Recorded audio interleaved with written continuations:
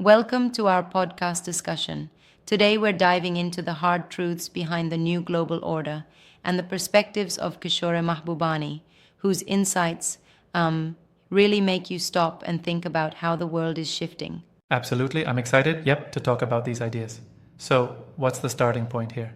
Well, one of the striking segments is his analysis of historical traumas, like the war in Cambodia. Mahbubani uses that to remind us how conflicts have long lasting impacts on national psyches and, well, on global leadership. His reflections are it's like a grounding context before we jump to trade wars and today's issues. Right, and that's fascinating. It sets the tone for understanding not just history, but why geopolitical decisions like trade wars echo so deeply in societies. Exactly. And then there's his discussion on Trump's trade wars, naming winners and losers. He highlights how tariffs and aggressive policies create ripple effects. I mean, it's kind of like a domino effect that can destabilize even established economic powers. Yeah, definitely. I wonder though, don't you think there's a bit of a gap? I mean, while he critiques these policies, some might argue that trade policies need those, tough measures. That's a fair point. But Mahbubani seems to lean toward pragmatism rather than idealism. He challenges us to consider what kind of global order we're building. It's not just black and white, it's like navigating between what's realistically achievable and what our ideals might I see demand. that tension. And speaking of global order, his take on the Asian century is really compelling. He appears to suggest that, well, perhaps we are witnessing a major shift of power from the West to Asia. Exactly. It's like he's saying the center of gravity is moving east. And he doesn't just hype Asia, he lays out evidence from economic trends, diplomatic successes, and even cultural influence. Yeah, exactly. It's sort of a complex picture, though. Some might argue the decline of the US, which he discusses too, is exaggerated. What do you think about that? Well, he presents it as a possibility, like not an inevitable fall, but a challenge to adapt. I mean, he shows that while America still holds immense power, internal divisions and shifting global alliances could gradually erode that dominance. Interesting thought. And it ties in with his discussion on pragmatism versus idealism.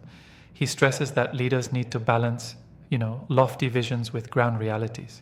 Yes, indeed. It's that balance between morals and practical national interests that can define future success in global diplomacy.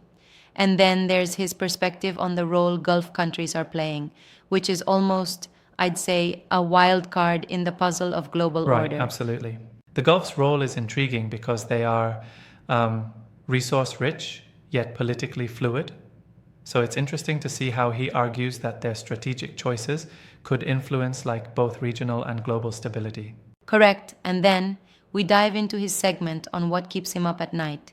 His worries about protectionism, especially with China potentially forcing everyone to adopt such measures. It's like he warns that if protectionism spreads, it might fracture the global trade system. Exactly. And protectionism can be a double-edged sword.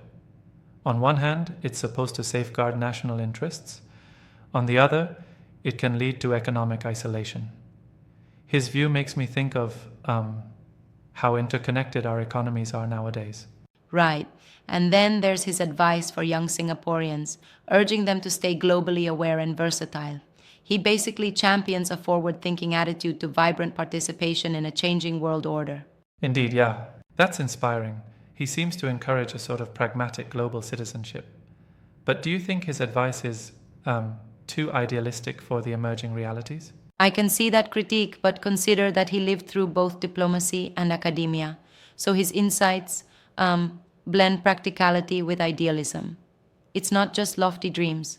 It's a call for adapting to a nuanced global scene. True enough. And then there's the whole issue of economic fallout from tariffs he brings up. It's clear his argument is that isolationist policies, while popular, are economically counterproductive. Yes, very much so. It's like he argues that short-term protection might lead to long-term economic pain. The global supply chains, international collaborations, they all suffer if countries turn inward too much. Right, absolutely. It reminds me of an analogy. It's sort of like trying to patch up a leaky boat with tape instead of mending the structure itself. You might keep afloat briefly, but eventually you're going to sink. Yeah, it's like, a band aid on a bullet wound. And while some people might see tariffs as necessary corrections, Mahbubani pushes for a more comprehensive understanding of global interdependence. Exactly. That's a really provocative way to frame it. And it dovetails perfectly with his overall argument about the new global order needing to be managed with realism rather than outdated notions of absolute power. Precisely. And let's not forget his experiences at the United Nations. He uses those stories to underscore how multilateral forums, despite their imperfections, have been crucial in mediating global tensions. Yeah, that's critical. Right? Although some critics might say that the UN is utterly dysfunctional, what's your take on that contrasting view?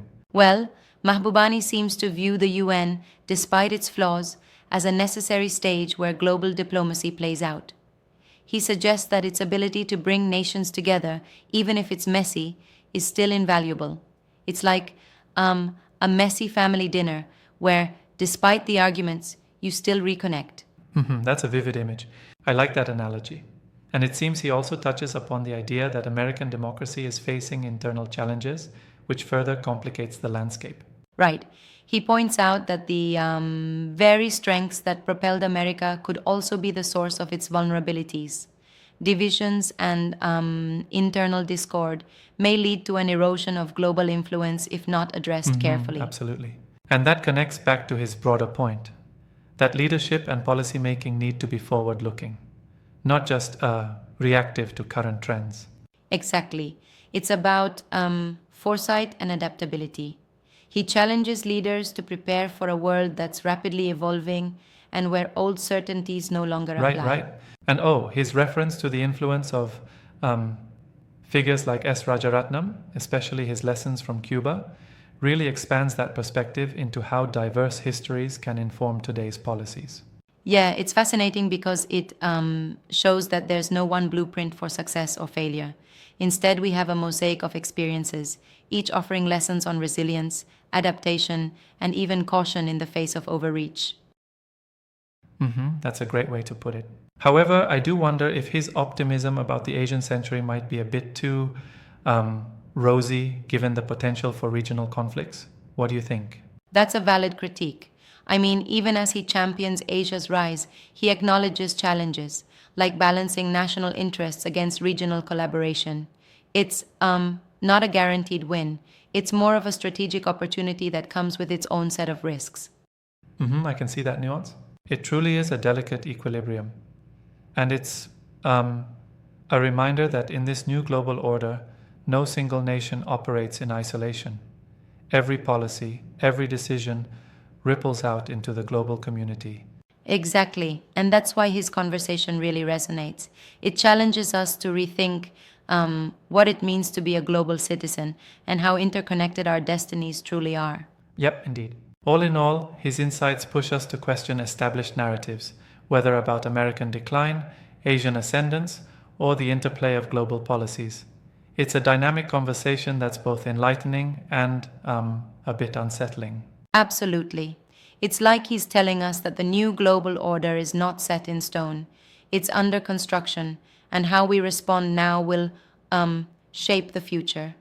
His dual career in diplomacy and academia truly equips him with a Very true multifaceted indeed. view. So, ultimately, the conversation reminds us that understanding these hard truths, despite their discomfort, is key to navigating the challenges ahead.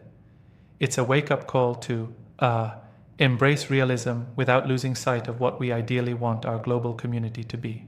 Exactly. And it opens the door for debates like ours, where we critically assess and learn from these insightful perspectives. It's been a stimulating discussion. Yep, absolutely. Thanks for this deep dive. It really gives us a lot to think about as the global order continues to evolve. Indeed. Until next time, keep questioning and stay curious.